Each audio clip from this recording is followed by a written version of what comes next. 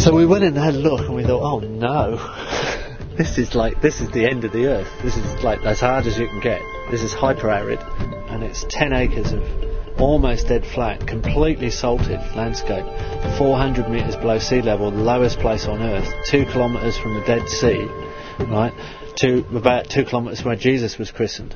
Hardly got any rainfall. We've got temperatures in August that go over 50 degrees. Everybody's farming under plastic strips. Everybody's spray.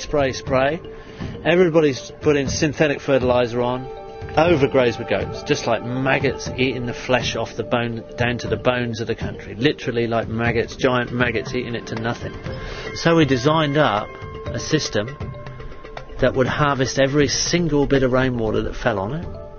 On 10 acres, there's 1.5 kilometres of swale water harvesting ditch on contour, and when they're full, 1 million litres of water soak into the landscape, and they'll fill quite a few times over a winter.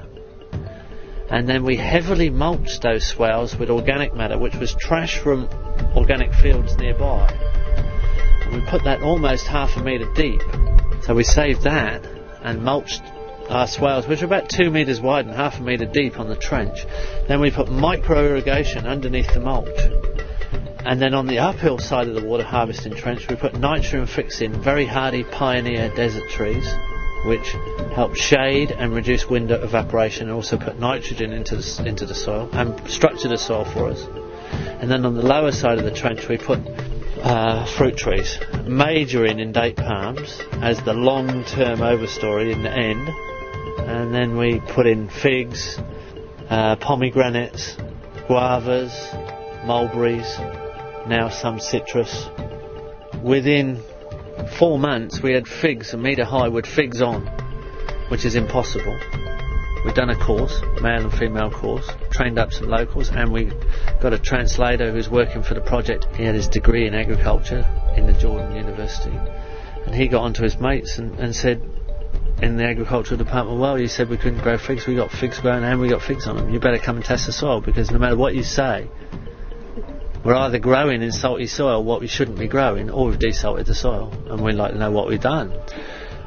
They came in and the salt levels were dropping, so they became interested. The salt levels were dropping around the swales. They said you must have washed it through. See, normally you put a huge amount of water on and wash the salt through to the lower levels, which just makes the groundwater more salty. In the end, you'll salt it 20 metres deep if you keep doing that, and then it will take 1,000 years to recover. And we use only 1/5 the amount of water. So the water they thought we'd washed it all through. No, we'd used 1/5. That really got them when they realised how much water we hadn't used. With the same amount of water normally used on that much area, we could have done 50 acres. Originally, people laughed at us because we didn't put straight lines in. We went on contour with these swales. They thought, why don't you put? So you've got a bulldozer, you can flatten the desert, you can straighten. So we want to go on contour because we've got a longer edge and we harvest the water passively.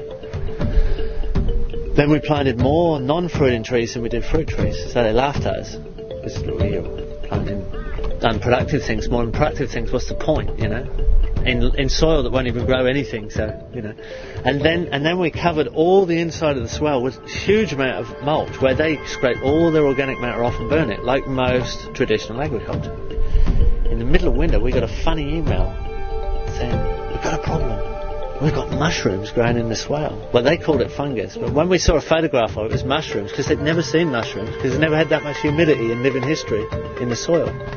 And when you open up the mulch, there's all these little animals there, you know, there's little insects, and the soil has come alive, and the fungi net that's underneath the mulch is putting off a waxy substance which is repelling the salt away from the area. And the decomposition is locking the salt up, and the salt is not gone, it's become inert and insoluble. So we could regreen the Middle East, we could regreen any desert, and we could desalt it at the same time. And if we can do it on an insignificant flat little bit of 10 acres of flat desert, if you give us something with catchment or a wadi or a canyon or any of those erosion gullies, we can turn it right around completely. You can fix all the world's problems in a garden. You can solve them all in a garden. You can solve all your pollution problems and all your supply line needs in a garden. Now most people actually today don't actually know that, and that makes most people very insecure.